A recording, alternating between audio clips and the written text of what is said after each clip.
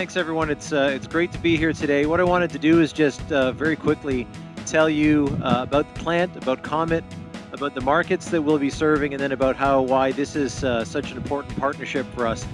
So this plant will produce about 60 million pounds of high purity dextrose from 75,000 tons of corn, stover, and wheat straw. The product that we make, and one of the things that differentiates Comet from others in the cellulosic sugar space, is this is a very high purity sugar that's meant not for biofuels, but it's meant for bio-based chemicals. There's a significant existing market worldwide of about 12 or 13 million tons a year of high purity sugars that are used to make things like amino acids for feeds, chemicals for detergents and consumer products, and a whole host of other materials. There's also an emerging market to replace petroleum-based products for things like plastics, other biopolymers, resins, and the like.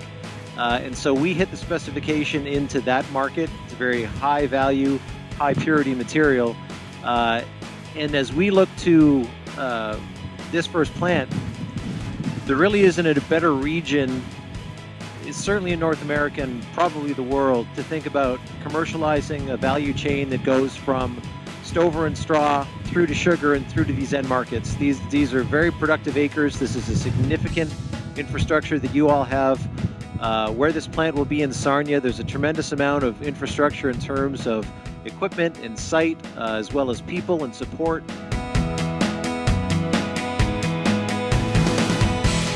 One of the things that we feel very strongly about is partnering along the value chain, and this co-op, and one of the first things that they said to me was they don't just want to sell corn stover bales to a plant, they want to add value to their acres. And one of the first things we said back to them is, we don't just want to buy stover from there, we want to partner along the value chain. And one of the key advantages that we will have in this plant and in this region is this close partnership.